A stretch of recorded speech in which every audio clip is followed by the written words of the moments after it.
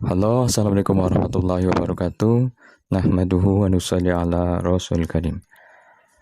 Oke, teman-teman yang masih setia menonton video Asbab saja, semoga senantiasa sehat, kaya raya, dan bahagia. Oke, teman-teman, kita akan coba lanjut lagi kita belajar kita ya. Jika ada yang kurang paham boleh ditanyakan. Jika ingin menambahkan silakan ditulis saja di kolom komentar ya. Jadi supaya kita saling mengisi keilmuan kita yang sedikit. Jadi apabila ada tambahan sedikit maka sedikit demi sedikit akan terkumpul dan akan menjadi banyak ya.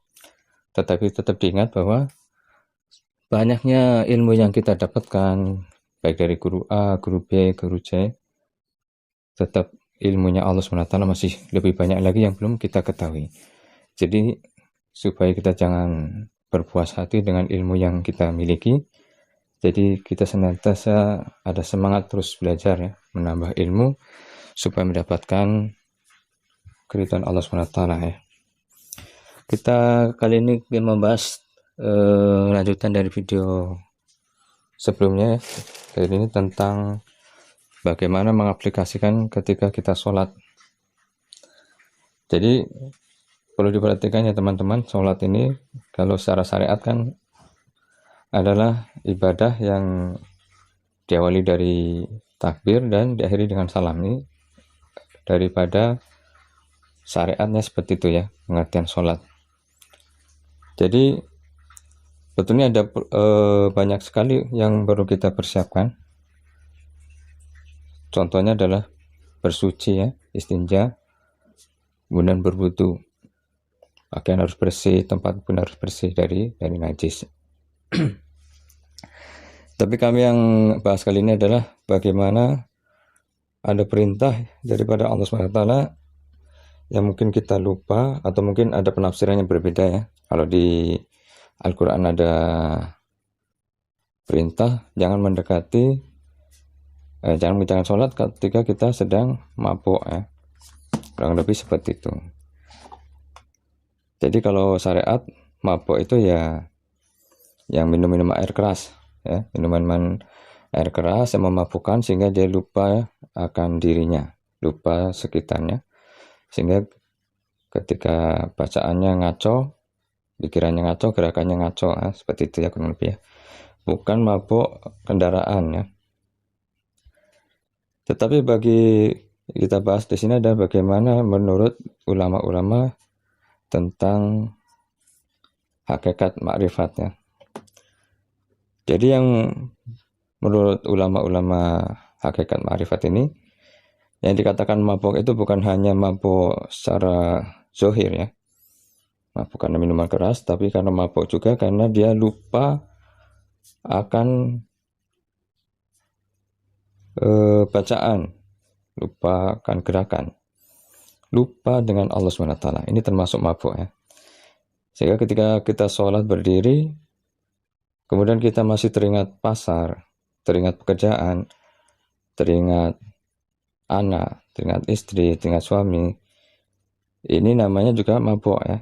Dalam ulama hakikat, bahwa ketika kita sholat, harusnya adalah ingat Allah SWT. Karena perintah di Al-Quran itu, dirikan sholat adalah untuk mengingatku, mengingat Allah gitu ya. Jadi ketika kita sholat kemudian kita ingat selain Allah, namanya kita ini masih dalam keadaan mabuk.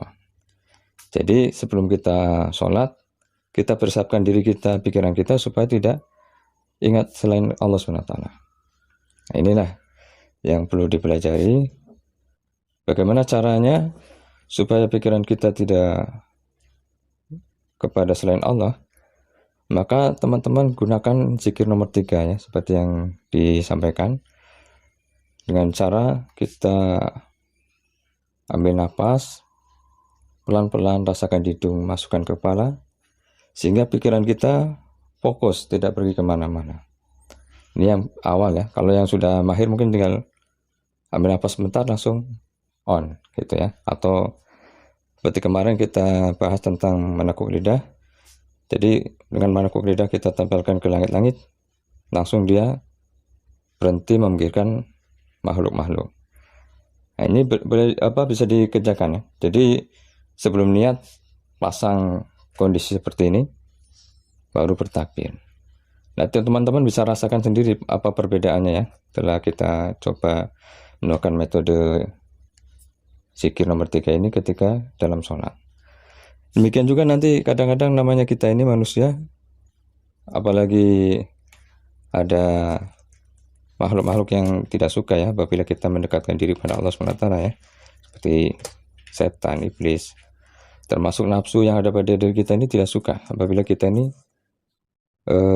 beribadah pada Allah SWT dengan betul ya. Maka dia akan mengalihkan pikiran kita supaya ingat ini, ingat itu. Nah, biasanya kita ini langsung teringat yang lain. Nah, maka kita harus sadari lagi, kembalikan lagi posisi pikiran kita supaya kembali lagi ke kesadaran bahwa kita sedang sholat. Sampai terasa di badan ini bergetar ya. Seperti yang kemarin disampaikan bahwa dengan cara zikir yang betul, maka biasanya badannya akan terasa ada getaran. Nah, seperti itu ya. Jadi kalau belum bergetar, berarti masih belum betul fokusnya di pikiran kita, berarti masih ada memikirkan selain Allah SWT. Jadi harus betulkan lagi pikirannya. Baru nanti baca bismillahnya, baca al-fatihahnya ya. Seperti itu. Terus biasanya nanti kadang ingat lagi, kita balikan lagi, ingat lagi. Nanti lupa lagi, kita harus balikan lagi. Itu terus. Halnya kalau kita biarkan kita ikut pikiran kita, maka akan sampai memikirkan lebih jauh lagi, lebih banyak lagi yang dipikirkan selain Allah SWT. Jadi memang perlu untuk menghasilkan sholat yang bagus, kita perlu memang usaha. Dan yang paling penting adalah ketika kita sebelum sholat, sebelum salam ya. Sebelum salam kita harus perhatikan betul pikiran kita sedang kondisi ingat Allah SWT. Jadi sebelum salam, pastikan pikiran kita dalam kondisi kesadaran kita sedang bersama Allah, ingat Allah SWT. Maka kumpulkan lagi, ambil napas lagi, konsentrasi lagi. Nah, ketika badan sudah bergetar, baru ucapkan salam kanan kiri, ke kanan dan ke kiri. Jadi jangan sampai nanti ketika kita sedang memikirkan pasar, ingat pekerjaan, kemudian kita salam, assalamualaikum. Ini bisa rusak sholat kita ya.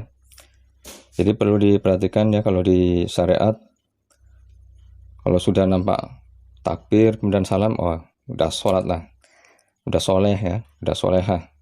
Tetapi kalau secara ilmu hakikat, masih perlu dikaji lagi bagaimana keadaan di batiniahnya, apakah dia ingat Allah atau ingat selain Allah SWT.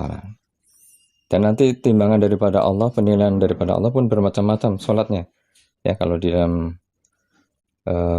ulama-ulama katakan nanti ada yang dapat 1/10, 1/9, 1/8 dan setengah dan seterusnya, bisa lebih banyak atau lebih kurang. Jadi Allah lihat hatinya ya, hatinya dan amalnya. Jadi itu dulu ya, dia disampaikan di sini. Yang penting kita coba, walaupun mungkin hari ini kita gagal, kita coba lagi, besoknya kita coba lagi, sampai kita tidak ada lagi atau meninggal dunia. Jadi nanti yang dilihat Allah SWT sebenarnya adalah prosesnya ya, bukan hasilnya. Karena hasil ini adalah semata-mata karunia Allah SWT. Jadi kesungguhan kita, usaha kita, pengorbanan kita, itulah yang dinilai Allah SWT. Demikian saja yang disampaikan di sini. Mudah-mudahan nanti ada manfaatnya, bisa dipraktekkan. Kalau ada kebaikan-kebaikannya, mungkin cocok ya, dicoba dulu. Jika cocok, bisa menjadikan sholatnya lebih bagus, maka langsung dipraktekkan aja. Kemudian boleh juga diajarkan ke kawan-kawan yang lainnya atau keluarganya ya. Tetapi apabila mungkin tidak cocok, maka cari ilmu yang lain dari guru yang lain ya. Mudah-mudahan Allah SWT memberi jalan yang lebih mudah untuk kita semua. Sampai jumpa di video selanjutnya ya, insyaallah. Semoga tetap sehat, kaya raya dan bahagia. Assalamualaikum warahmatullahi wabarakatuh.